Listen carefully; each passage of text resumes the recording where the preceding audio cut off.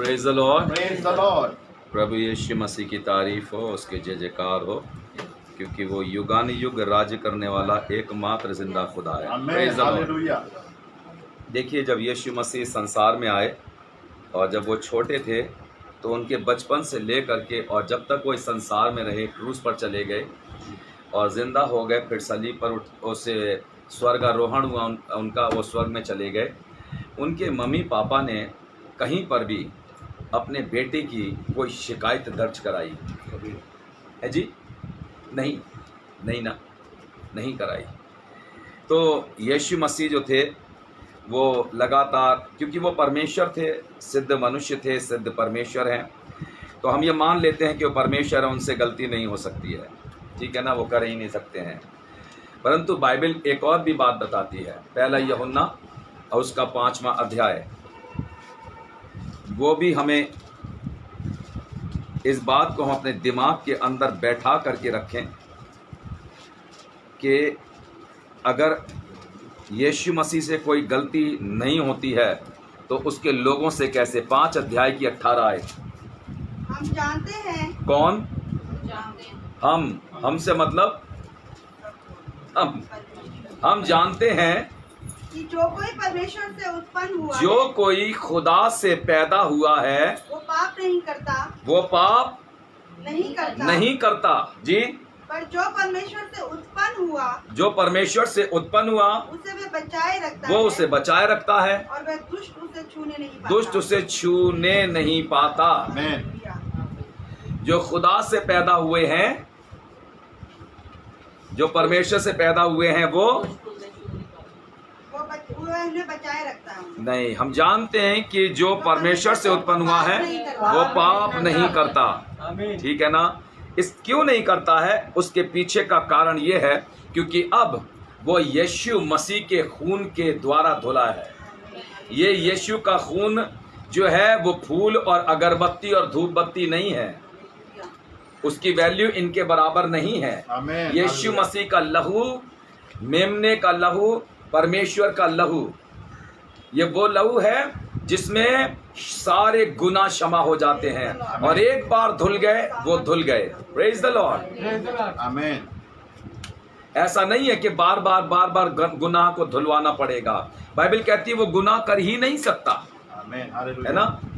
सवाल यहां पर आता है, एक बार एक राजा ने अपने एक नौकर को, जो उनका खानसामा था, उसको बुला करके ये कहा, वजीर को बोला कि आज रात को खाने के अंदर मुझे दुनिया की सबसे बेहतरीन खाना खाना है, जो दुनिया का सबसे कीमती, सबसे बढ़िया स्वादिष्ट खाना है, वो मुझे आज रात को खाना है।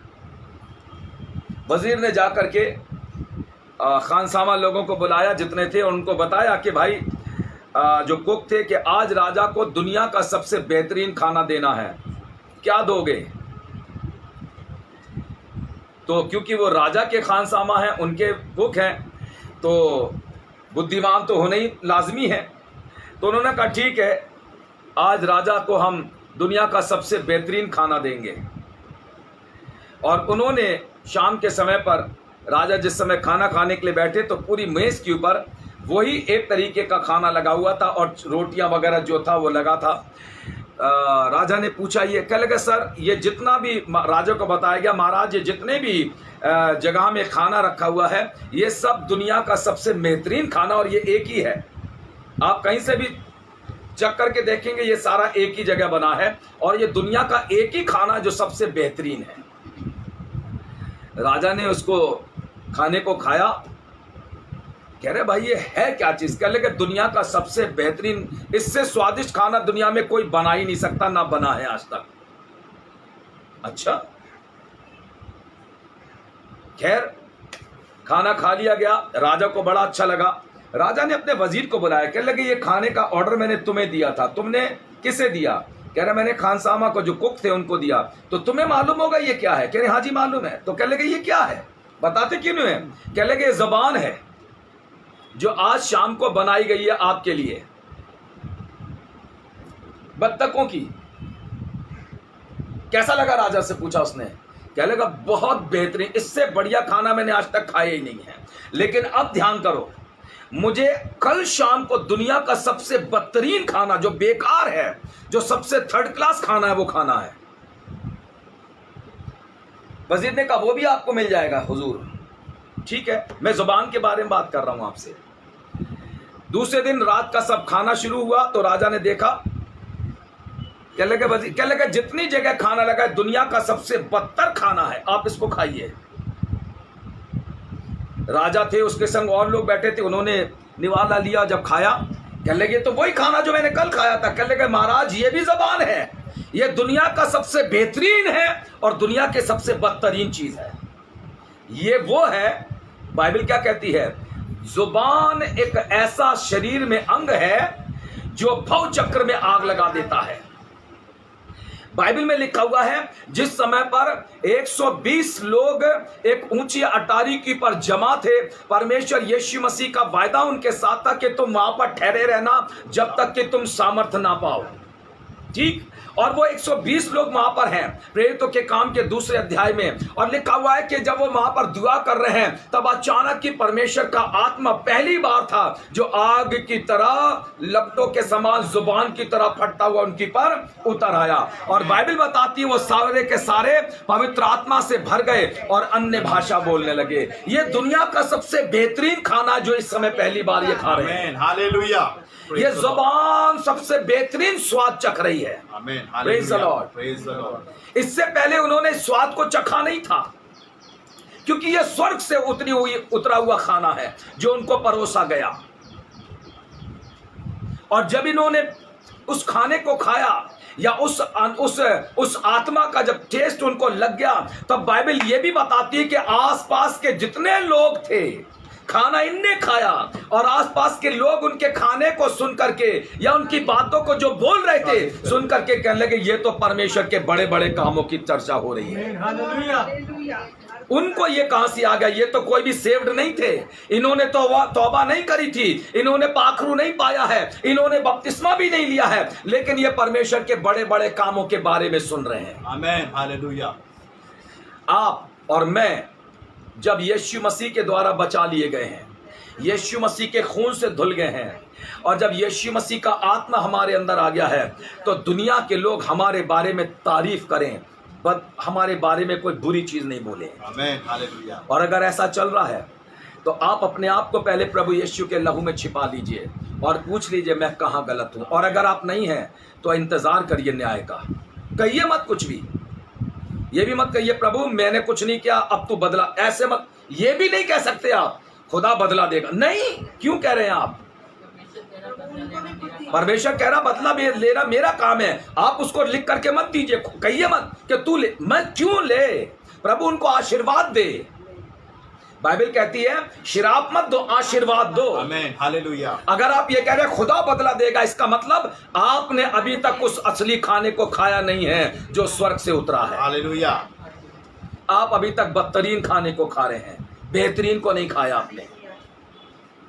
ये ज़बान दुनिया का सबसे बेहतरीन चीज, इस शरीर की सबसे कीमती चीज है। Praise the Lord, praise the Lord. सबसे बेहतरीन चीज है। इस जबान के अंदर जिंदगी भी है और इस जबान के ऊपर मौत भी है। इस जबान से बरकतें भी निकलती हैं, इस जबान से शराब भी निकल सकता है। अभी रोहित भाई ने एक आयत कोट करी थी याकूब में से, मान लिखा है क्या सोते के मुंह से खारा और मीठा दोनों पानी निकल सकते हैं? नहीं, अगर खारा है तो खारा निकलेगा और मीठा है तो मीठा निकलेगा। मैं देखिए वो समय चला गया जब हम लोग ये सोचते आए थे यीशु मसीह के पास, अब धीमे धीमे आगे, अब धीमे धीमे आगे नहीं बढ़ना है, समय बिल्कुल नजदीक आ गया। कभी भी किसी भी समय पर अचानक ये एक बिगुल बजेगा और कलीसिया स्वर्ग के अंदर चली गई। अगर अब भी नहीं बदले तो कुछ नहीं होगा, कभी नहीं बदल पाएंगे, कुछ नहीं हो पाएगा आपके जीवन के लिए। देखिए बाइबल क्या कहती है, एक बच्चा जो पैदा कहीं हुआ और पाला कहीं गया, कौन? मूसा। ठीक, इब्री का बच्चा मिस्री ने पाला। बहुत बड़ी भेद की बात है जो आज मैं सिर्फ छू रहा हूं, आपको सिर्फ ये बता रहा हूं कि होता क्या है। इब्री का बच्चा मिस्री ने पाला, पाल पोस करके बड़ा कर दिया, दूध इब्री ने पिलाया और बेटा मिस्री का कहला रहा है नहीं, दूध उसकी मां खुद पिला रही है और बेटा जिसने पाला है वो मिस्री का कहला रहा है। धर्मी कौन थी, ये औरत या ये औरत? जिसने पाला वो, जी, जिसने पाला वो उसने पैदा किया। बड़ा भेद है। यहीं रुक जाइए क्योंकि फिर हमारा चैप्टर दूसरा हो जाएगा, इसके ऊपर भी कभी चर्चा करेंगे आपसे। ठीक, वो लड़का जो मिस्र के अंदर बड़ा हुआ, जवान हो गया, उसका नाम मूसा, ठीक है ना, मोजेस। और जब मूसा वहां पर है तो वो रानी का बेटा कहला रहा है, इसका मतलब राजकुमार है। अगर इब्री के पास होता तो मां का राजकुमार होता, यहां पर देश का राजकुमार है। फर्क है, हर एक बेटा हर एक बेटी अपने माँ बाप के लिए राजकुमारी और राजकुमार होते हैं, ये आप ध्यान रखिए, ठीक है ना। माँ बाप उसको अपने अपने मतलब राजकुमार की तरह रखते हैं और बेटी को राजकुमारी की तरह पालेंगे, ठीक है ना, चाहे गरीब से गरीब हो, लेकिन उनके लिए उनका बेटा उनके बच्चे ऐसे ही होते हैं। और हम कौन हैं, हमारा बाप कौन है? तो राजाओं का राजा है। हालेलुया। कौन है? राजाओं का राजा। तो आप और मैं कौन है? राजकुमार और राजकुमारियां। हमारी जुबान कैसे चल रही है? आपने कभी किसी राजकुमार को बाहर खड़े होकर के गाली देते हुए सुना?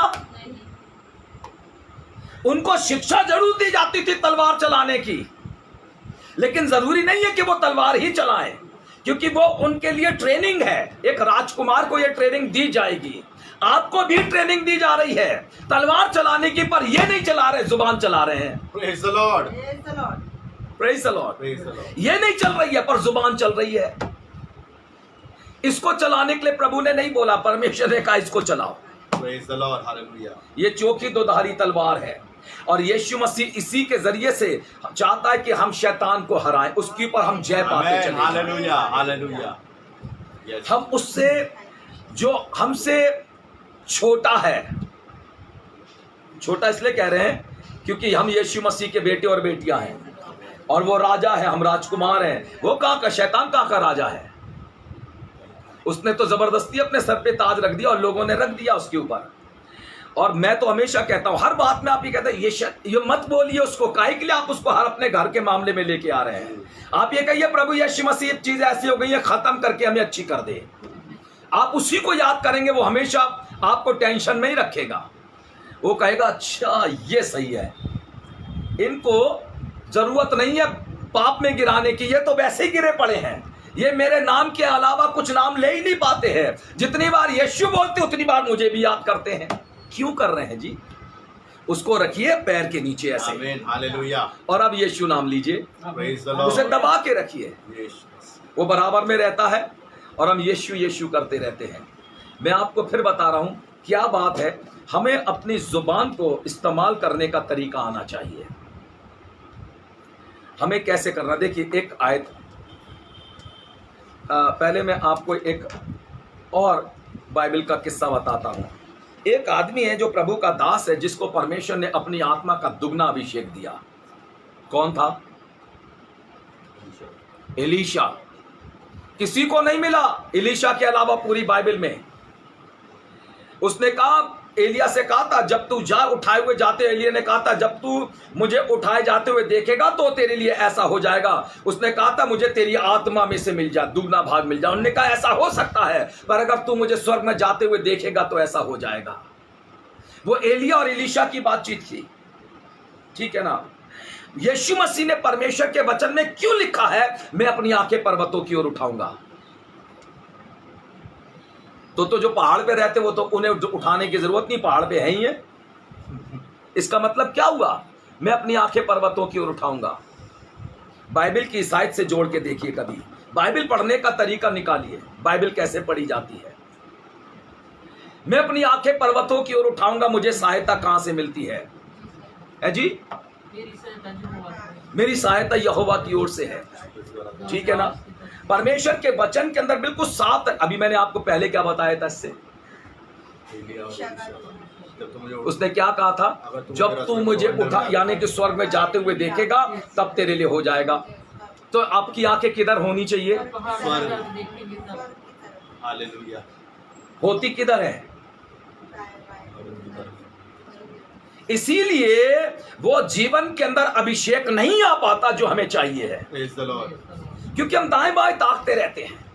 हमारी आंखें हमेशा ऊपर की ओर टकटकी लगाए रहे, अपने परमेश्वर की तरफ देखते रहे। प्रभु तू मेरी सहायता कर, तेरी आत्मा का दूना भाग दे दे, मुझे तेरी आत्मा की सामर्थ का अभिषेक दे दे। जब आप इस तरीके से प्रार्थना करना और दुआ करना शुरू करेंगे, अपनी आंखें दाएं बाएं नहीं पहली तो मेरे परमेश्वर की तरफ रहेंगी। Amen. Hallelujah. मैं पास्टर बेनीहीन नहीं बनना चाहता हूं, मैं वो बनना चाहता हूं जिसको पास्टर बेनीहीन फॉलो Amen. कर रहे हैं। Hallelujah. Hallelujah. आप पास्टर क्रिस्टोफर मत बनिए, आप वो बनिए जिसको मैं फॉलो कर रहा हूं। Hallelujah. तो आप हमेशा आशीषें पाएंगे। और अगर आप मेरी तरह बनना चाहेंगे तो मत बनिए। मैं इंसान हूं, मुझ में कमजोरियां आ सकती हैं, Amen. Amen. लेकिन प्रभु यीशु मसीह एक परफेक्ट खुदा है। Praise the Lord. Praise the Lord. Praise the Lord. उसी की तरफ देखिए, उसी की तरफ ताकिए, उसी की सी भाषा बोलिए। Hallelujah. सो ये आदमी जो परमेश्वर की आत्मा का दुगना अभिषेक पाए हुए है, इसका नाम है एलीशा। ठीक, एलीशा जो थे उनके सर के बाल नहीं थे, गंजे थे। जी. बाइबल में पहला आदमी हमने पढ़ा जो गंजा था, ठीक है ना, और होंगे पर उनका जिक्र नहीं है, पर एलीशा का लिखा है। और एलीशा एक ऐसे गांव में से निकल करके जंगल की तरफ जा रहे थे और पहाड़ी के ऊपर चढ़ रहे थे, परमेश्वर की आत्मा से भरे हुए हैं। मैं हमेशा कहता हूं जब भी बोलिए तो वो सोच समझ करके बोलिए। बाइबल इसीलिए कहती तेरे शब्द नपे तुले हो। यहां तो भर पूरी किताब एक ही बार में कैसे खाली कर देते हैं, नपे तुले नहीं होते, इसलिए क्योंकि अभी तक हमने वो स्वादिष्ट भोजन खा नहीं पाए हैं। आत्मा का स्वाद अभी तक पता नहीं लग पाया है क्या है उस भोजन का जो स्वर्ग से हमें मिला है। एलीशा चढ़ रहा है पहाड़ के ऊपर, वहां पर लिखा हुआ है कि बच्चे, कितने बच्चे थे? 39 गांव के बच्चे आए और आकर के उन्हें मालूम नहीं था कि ये एलीशा है, ये परमेश्वर का दास है। और अगर पता भी होता तो वो तो बच्चे हैं, मासूम थे, उन्हें नहीं मालूम था, वो छेड़खानी करना उनकी आदत है। और एलीशा जो था वो, मेरे यहाँ क्या हुआ, एक मैडम है, वो बहुत लोगों को परेशान करती थी, अभी भी है, प्रभु उनको बहुत जीवन दे, आशीष दे। और जहाँ देखो बच्चों को देखा तो कुछ ना कुछ फालतू के लिए छेड़खानी बच्चों के साथ, मतलब उनको ऐसे शब्द बोलती थी, उनको कड़वे लगते थे। मैं वहीं रहता था, मैं पादरी भी नहीं बना था उस समय पर। तो छोटे छोटे बच्चे, मतलब इतने बड़े से लेकर के इतने बड़े तक, सब लड़के लड़कियां सारे कह रहे देख लो भैया ये जो है ना भाभी, ये बहुत परेशान करती हैं और हम लोग को बहुत गंदी बातें बोलती हैं। तो मैंने कहा तुम लोग बेवकूफ़ हो, तुम लोग कह रहे हम एक दिन पत्थर, हमने कहा पत्थर मारने की ज़रूरत नहीं है, पत्थर मारोगे तो उनको चोट लगेगी। उन्होंने तुम्हें पत्थर तो मारा नहीं है, जुबान से मार रही, जुबान से मारो। जुबान से कैसे मारो? ये 15-20 लड़के लड़कियों को हमने जमा कर लिया, इतने बड़े ऐसे ऐसे थे, सारे आ गए। क्या करें? मैं, अच्छा हमारे यहाँ जो घर बने हैं वहाँ पर सब घर के आगे बड़ी बड़ी हैज लगी हुई है, अब तो कट गए, अब तो दीवारें लगा ली हैं, पहले हैजें थी बहुत घनी घनी, उसके पीछे अगर आप बैठे हुए तो इधर वाले को कुछ नहीं दिखाई देगा। मेरे घर पे भी ऐसे ही था, अब दीवार लग गई वहाँ पर। तो वहाँ पर एक हैजें लगी हुई थी, तो हमने लड़कों से बच्चों से कहा 5 इधर छिपो, 2 वहाँ छिपो, 3 वहाँ छिपो, 2 वहाँ छिपो, 1-2 इधर चले जाओ। फिर हमने कहा जब वो यहाँ से निकले ना कुछ मत बोलो, जैसे वो आगे निकले ना तो धीमे से बोलो पागल है और चुपे बैठे रहो, कुछ नहीं कहना है, कुछ भी नहीं कहना है, ऐसे ही नीचे मुंह करके कहो पागल है। फिर मैंने कहा बोलना नहीं और हंसना नहीं है। उसके बाद क्या होगा? मैंने कहा फिर उसके बाद तुम अपने आप बताओगे आके। फिर मैंने कहा फिर वो आगे निकले ना तो पीछे वाले बोले, फिर आगे निकले, फिर उसके बाद वाले बोले, फिर वो पागल हो जाएंगी कि आवाज आ कहां से रही है। 2 दिन ऐसा हुआ, तीसरे दिन उस लेडी ने वो रास्ता बदल दिया और अब दूसरी तरफ से अपने रिश्तेदारों के घर जाने लगी जहां पर उनके रिश्तेदार रहते थे। मैंने उनसे पूछा, मैंने कहा आप इधर इस रास्ते से ये आना चाहिए शॉर्टकट, उधर से आना चाहिए। कह रहे नहीं वो पता नहीं मुझे इधर से अच्छा नहीं लगता, उधर से। अब देखिए बात बदल दी उन्होंने। अभी मैं बच्चों से नहीं मिला, मैं बच्चों से मिला, मैंने कहा बेटा क्या हुआ, हाँ भाई बताओ क्या आज। कह रहे भैया हमने तो रास्ता ही बदल दिया। तो मैंने कहा पत्थर मारते तो रास्ता बदलती नहीं, उनके लड़के आते, उनके हस्बैंड आते, फिर तुम्हें भी मारते, ये झगड़ा होता। अब तुमने मारा है, अब हमने कहा अब तुम लोग सामने रहो। तीसरे चौथे दिन वो बच्चे सारे सामने आ गए, वो निकल के जा रही थी। अब बच्चे इंतजार में खड़े बिल्कुल चुपचाप, वो कुछ बोलेंगी, उनकी आदत थी बच्चों को कुछ गंद बोलने की। बच्चों को एक बार उन्हें देखा, वो रुकी कि कुछ कहें, लेकिन उनकी हिम्मत नहीं पड़ी, क्योंकि आगे भी झाड़ियां थी, वहां पर भी छिप सकते थे बच्चे। उनके दिमाग में था ये झाड़ी के पीछे से ही आवाज, इतनी झाड़ियां कि आप ढूंढ नहीं सकते थे। उस दिन के बाद देखिए जुबान से ही आपको मारा था, जुबान से ही आप मार खा गए। मैं ये बता रहा हूं एलीशा ने क्या किया। एलीशा तो परमेश्वर के उस स्वाद को जानता था, उसे मालूम था कि खुदा क्या है, उसे मालूम था कुव्वत क्या है, उसे मालूम था परमेश्वर की सामर्थ क्या है, उसे मालूम था कि खुदा से अगर मैं कुछ कहूंगा तो सुन लेगा। लेकिन एलीशा ने उन बच्चों को जो उसको छेड़ रहे थे, वो गंजे चढ़ जा पहाड़ पे, छेड़ रहे थे, हंस रहे, मजाक उड़ाते, चंदुआ चंदुआ बोल रहे थे, गंजे को चंदुआ बोलते हैं, चढ़ जा पहाड़ पे, चढ़ जा पहाड़ पे। वो बहुत देर तक छेड़खानी करते रहे। आखिर में क्या हुआ कि वो चिढ़ गया और घूम करके उसने उनको श्राप दिया। और बाइबल बताती है जंगल में से कुछ रीछनियां निकल करके आई, 2 रीछनियां निकल के आई। कितने बच्चों को फाड़ दिया? 40 बच्चों को। 42 तो ज्यादा थे। लिखा हुआ है बच्चों को रीछनियों ने फाड़ दिया। और ये कहते हुए एलीशा चले गए। बाइबल में कहीं जिक्र नहीं है कि एलीशा पछताए, लिखा है कहीं ना, बाइबल कुछ कहती है। मैं यही कह रहा हूं अगर कोई आत्मा से भरा हुआ ना, छेड़खानी मत कर देना भूल से। Praise the Lord. रीछनियां तो नहीं आएंगी, परंतु भजन संहिता 50 बाब की 18 आयत पढ़ के देख लो, 22 पढ़ के देख लो क्या कहती है। भजन संहिता 50 बाब की 22 आयत में क्या लिखा है? 21-22 पढ़िए सिस्टर जी।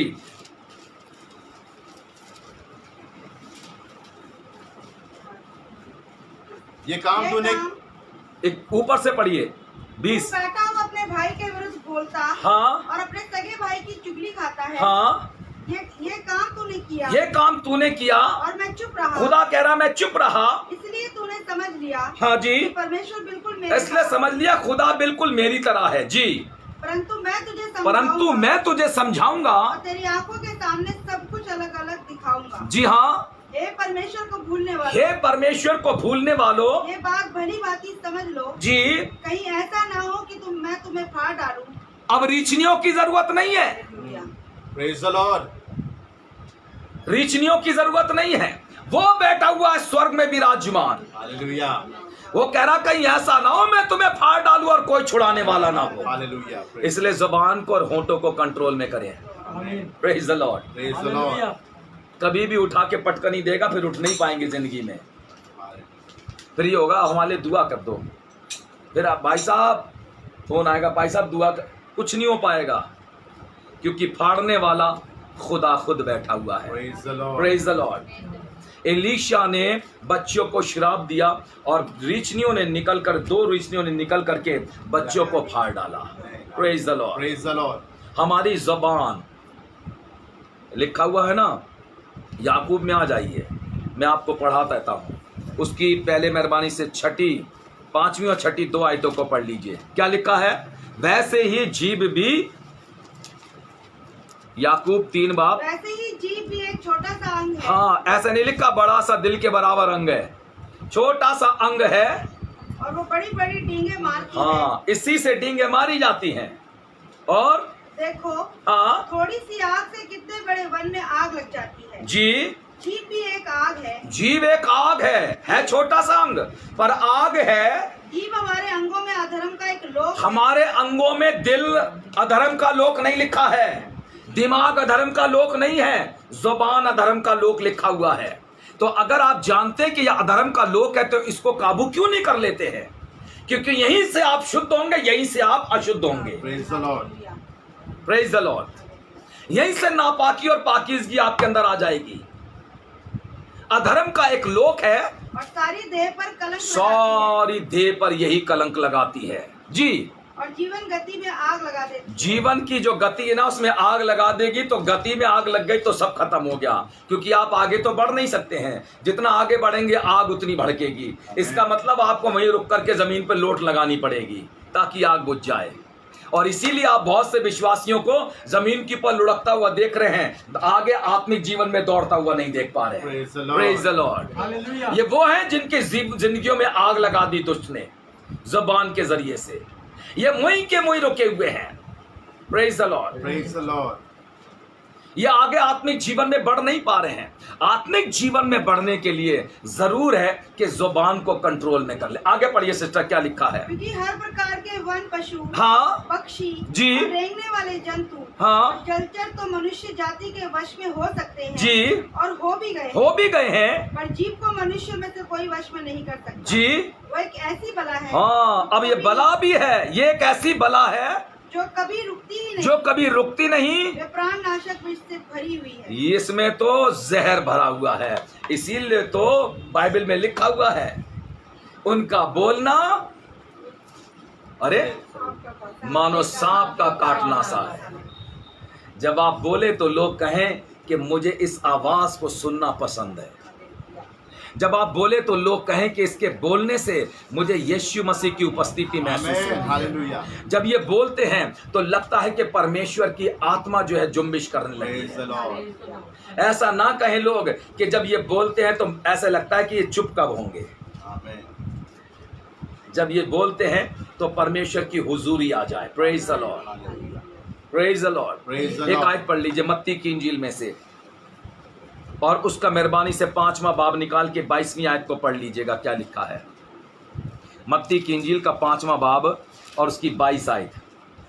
क्या लिखा है जी? परंतु मैं तुमसे ये कहता हूँ हाँ कि जो कोई अपने भाई पर क्रोध करेगा हाँ वह कचहरी में दंड के योग्य होगा, ठीक है। और जो कोई अपने भाई को निकम्मा कहेगा काय से निकम्मा ऐसे ऐसे नहीं बोल सकते हैं जब तक जुबान नहीं हिलेगी। इसी से बोलते हैं ना, जब तक कोई अपने भाई को निकम्मा ना कहेगा वह महासभा में दंड के योग्य होगा। महासभा तब लगेगी जब यीशु मसीह अपने न्याय सिंहासन पर बैठेगा। Praise the Lord. तो इस बात का भी हिसाब लिया जाएगा, तुमने अपने भाई को निकम्मा कैसे कहा, अपनी बहन को निकम्मा कैसे कहा, अपने माँ बाप को, अपने रिश्तेदारों को, अपने चर्च के लोगों को, अपने पड़ोसी को निकम्मा कैसे कह दिया। Praise the Lord. हर बात का हिसाब यीशु मसीह के पास है। वो क्यों आने में देर कर रहा है? वो चाहता कैसे विश्वासी बन जाए। आमेन, हालेलुया।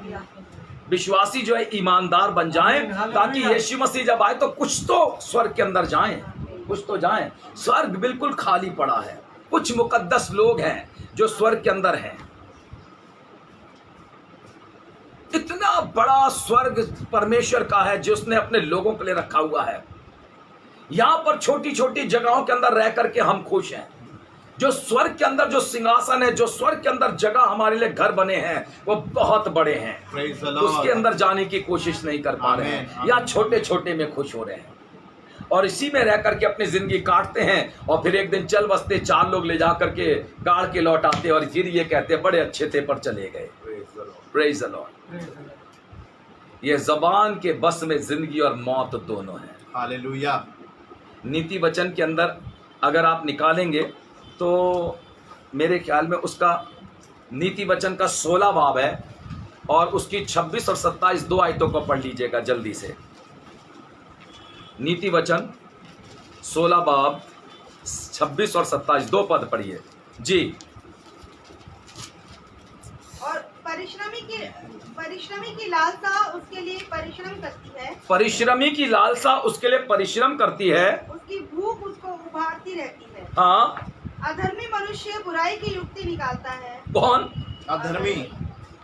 उसके पास इसके अलावा कोई प्लानिंग होती नहीं है। कैसे तुम्हें नीचा दिखाऊं, हालेलुया। लोगों के सामने तुम्हें शर्मिंदा कैसे करूं, ये अधर्मी की चाल है। धर्मी तो नहीं लिखा ना, जी नहीं। अधर्मी मनुष्य क्या करता है? बुराई की युक्ति बुराई की युक्ति निकालता है। बुराई की युक्ति निकालता है। बुराई की युक्ति का मतलब समझ लें, प्लानिंग करता है। बुराई की प्लानिंग करता है और उसके वचनों से आग लग जाती है। उसके वचनों से आग लग जाती है, क्योंकि उसको मालूम है आग लगाई कैसे जाती है। Praise the Lord. Praise the Lord. और हमें तो परमेश्वर की आत्मा की बारिश चाहिए ताकि ऐसी आग बुझ जाए, आमेन। है ना। आत्मा की बारिश जो है वो इन आगों को बुझा देती है, हालेलुया। और एक नई आग लगती है, वो आत्मा की होती है उस बारिश के बाद। Praise the Lord. Praise the Lord. प्रभु यीशु मसीह हमेशा जब लोगों के साथ थे, उन्होंने लोगों को अच्छी तालीम दी, अच्छी बातें बताई, और उनको बताया कि स्वर्ग के राज के लिए तुम्हें क्या करना चाहिए। फालतू बातें नहीं करी यीशु मसीह ने कभी भी। वो देखा, जब मैंने उसके लिए दुआ करी, 1 मिनट में बीमार चंगा हो गया। कोड़ी देखे थे तुमने पतरस, उंगलियां एकदम ठीक हो गई उसकी। कभी यीशु मसीह की बातें ऐसी सुनी आपने? उसको मालूम था कि वो काम है उसका, वो तो करना ही है, हो गई होगा, है ना। Praise the Lord. Praise the Lord. हाँ, अच्छा है कि अगर किसी को प्रभु ने चंगाई दी तो वो खड़े होकर गवाही दे रहा है और बता रहा है उस बहन ने, उस भाई ने मेरे लिए प्रार्थना करी थी, हम ठीक हो गए। Praise the Lord. Praise the Lord. Hallelujah. अच्छी बात है, ये परमेश्वर का काम है, वो तो करते ही जाएगा। इसमें मैंने कुछ नहीं किया, मैंने तो सिर्फ एक उसके लिए एक इंस्ट्रूमेंट हूं, और मैंने सिर्फ ये कहा प्रभु यीशु मसीह आप ऐसा कर दो, उसने कर दिया। Praise the Lord. तो अब ये तारीफ करनी चाहिए कि अभी तक आप प्रभु के हाथों में हैं। ये इस बात के लिए प्रभु को धन्यवाद देना चाहिए कि अभी तक मैं यीशु मसीह के हाथों में हूँ, प्रेज द है लॉर्ड। ना। परफेक्ट हूँ बिल्कुल, अब प्रभु मुझे ब्लेस कर रहा है, प्रेज द लॉर्ड। ये बड़ी बात है। और बाइबल के अंदर जैसा मैंने पहले बताया आपको, बहुत लंबा है ये हिस्सा, लेकिन मैं आपको यहीं पर छोटा करके ख़त्म करना मांग रहा हूँ। बाइबल के अंदर प्रभु यीशु मसीह ने मूसा को, जो मिस्री का बेटा कहलाया और इब्री का बेटा था, लिखा हुआ मूसा के जो सबसे पहले जिस शहर के अंदर है, मिस्र के अंदर, वहाँ पर उसने एक आदमी को जो मिस्री था मार दिया, कत्ल कर दिया उसका और गाड़ दिया। इब्री खुश होकर के चला गया, मेरे भाई ने मेरी हिफाजत कर ली। लेकिन एक्चुअल में क्या था, वो इब्री था, ये मिस्री कहलाते थे वैसे इब्री ये भी। और आखिर में क्या हुआ, 2 इब्री लड़ रहे थे, तब उन्होंने बीच में जाकर के उनका फैसला किया, मत लड़ो आपस में, क्यों लड़ रहे हो।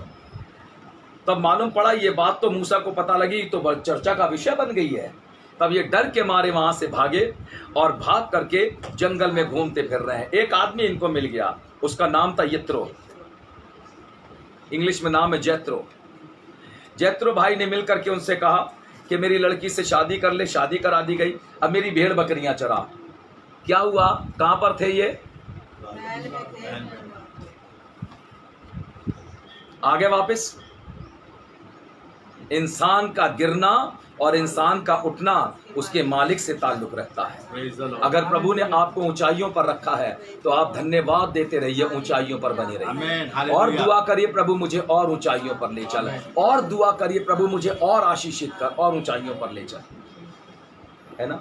हमें जहां पर भी प्रभु ने रखा है, हम प्रार्थना ये करें प्रभु इससे भी ज्यादा हमें ऊंचाइयों पर ले चल। हम तेरी नाम की महिमा करना चाहते, तेरी बड़ाई हो, उसकी बड़ाई करते रहे, वो ऊपर उठाता चला जाएगा आपको। और जिस दिन आपने हवा को देखा दाएं बाएं, इसका मतलब उस दिन क्या होगा, उस दिन ये होगा कि आपकी जुबान सबसे पहले स्लिप होना शुरू होगी, क्योंकि दुनिया के लोग दुनिया की बातें सुनाएंगे आपको। और जिस दिन आपकी जुबान आपके हाथों से निकल गई, उस दिन सारे भव चक्र में आग लग जाएगी और उसके बाद आपके आत्मिक जीवन का पतन शुरू हो जाएगा। आमीन। Praise the Lord. Praise the Lord. तो करना ये है, खूब दुआ करिए, और इस जुबान से जिससे अन्य भाषा निकलती है वो स्वर्ग की भाषा निकलती है। जिस खाने को जो स्वर्ग से उतरा है आपने खा लिया है, तो आप उसके स्वाद में बने रहिए। आमीन। Praise the Lord. हालेलुया। है जी। काहे के लिए आप चटनी रोटी का टेस्ट लेना चाहते हो जब खुदा आपको स्वादिष्ट भोजन खिलाना चाहता है। Praise the Lord. Praise the Lord. आइए दुआ करें।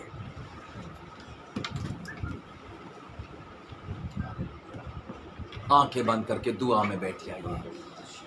थोड़ी सी देर आप शांति में अपने आप को जांचिए, थोड़ी सी देर अपने बारे में सोचिए।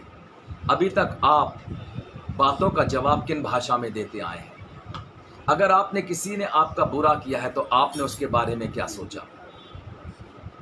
अगर आपने गलत सोचा है और ये कहा है कि प्रभु देख लेगा तुम्हें, क्षमा मांगिए, प्रभु मैं क्षमा चाहता हूँ या क्षमा चाहती हूँ, मैं चाहता हूँ या मैं चाहती हूँ, आप उनको आशीष दीजिएगा, आप उन्हें बरकतें दें, उन्हें बरकत दें।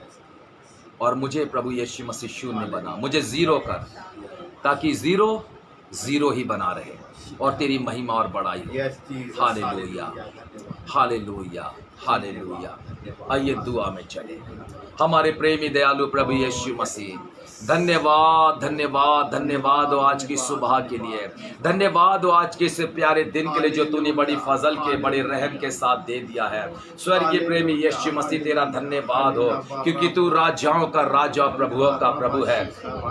धन्यवाद प्रभु यीशु मसीह, तू चाहता हमारी ज़बान प्यारे प्रभु यीशु मसीह इसका खतना कर दिया जाए। प्यारे यीशु मसीह तू मेरी ज़बान का खतना कर, मेरे दिल का खतना कर, मेरे प्यारे प्रभु यीशु मसीह कानों का खतना कर। हालेलुया, हालेलुया प्यारे यीशु मसीह, ताकि परमेश्वर पिता ये ज़बान जिसने स्वर्ग के खाने पर मजा चख लिया है वो और दूसरा मजा देखने ना पाए। प्रभु जी वही टेस्टी है, वही आत्मिक भोजन हमारे लिए अच्छा। हालेलुया, हालेलुया, हालेलुया, हालेलुया प्यारे यीशु मसीह, यहाँ पर बैठे सारे भाइयों बहनों को, बच्चों को, जवानों को बरकत दे। प्यारे यीशु मसीह तेरी आत्मा उनके जीवन में जुम्बिश करने पाए, तेरी आत्मा उनसे बातें करने पाए। प्रभु पवित्र आत्मा की सामर्थ से तू अपने बच्चों को ब्लेस कर दे। आज की सुबह तू उन्हें ब्लेस कर दे। मैं अपने जवानों को तेरे लहू में छिपाता हूँ जो अपनी जगहों पर है, अपने घरों पर है, अपनी नौकरियों पर है। प्यारे यीशु हमारे जवानों को आज की सुबह में छू ले,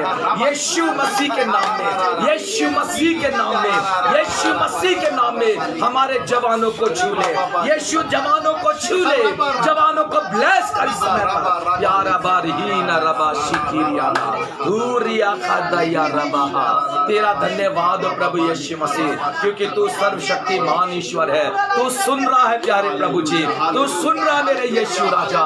हमारे जवानों को बचा ले, हमारे जवानों को दर्शन दे, हमारे जवानों को भविष्यवाणी की आत्मा से भर दे, हमारे जवानों को ट्रांसलेशन की आत्मा से भर दे, हमारे जवानों को चंगाई के वरदान से भर दे, हमारे जवानों को वचन सुनाने की आत्मा से भर दे, हमारे जवानों को पहुनाई की आत्मा से भर दे। हालेलुया, हालेलुया, हालेलुया प्यारे यीशु मसीह, मैं दुआ करता आज की सुबह प्यारे यीशु मसीह हमारे जीवन तुझे पसंद आए, हमारे जीवन तुझे पसंद आए। मैं उन तमाम भाई बहनों के लिए दुआ करता प्रभु जी जो किसी भी कारण से प्रभु वर्शिप में नहीं आ रहे हैं। प्रभु यीशु मसीह तू उन्हें आशीष दे और उनके मनों को खोल के वो इबादत में आ सके, उनके मनों को खोल के वो इबादत में आ सके। यीशु राजा मैं दुआ करता प्रभु यीशु मसीह आज के सुबह में परमेश्वर पिता आज के दिन में उन घरों में जाकर तू विजिट कर प्रभु जी। प्रभु तू उनके मनों से बातें कर ताकि लोग अपनी जगह से उठें और इबादत की तरफ चले आए। हालेलुया।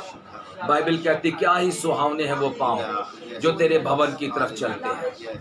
प्यारे परमेश्वर पिता मैं आज की सुबह तुझे महिमा और आदर देता हूँ और फिर एक बार धन्यवाद देता हूँ प्रभु तेरे प्रिय जनों के लिए जो यहाँ पर है। इनमें से एक एक जन को तू ब्लेस कर, इन्हें बरकतें दे, इन्हें बरकतें दे प्यारे यीशु राजा। मैं सारी महिमा और सारा आदर तुझे देता हूँ। अवश्य आज के दिन में तू बढ़े और मैं घटूं।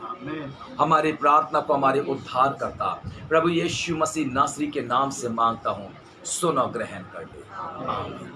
ऐ हमारे बाप तू जो आसमान पर है, तेरा नाम पाक माना जाए, तेरी बादशाहत आए, तेरी मर्जी जैसे आसमान में पूरी होती है जमीन पर भी हो।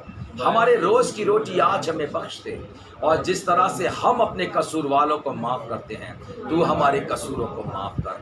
हमें आजमाइश में ना पड़ने दे बल्कि बुराई से बचा, क्योंकि बादशाह कुदरत और जलाल हमेशा तेरा है। आमीन।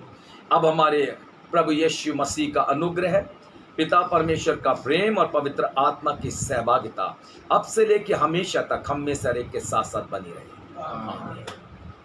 Praise the Lord.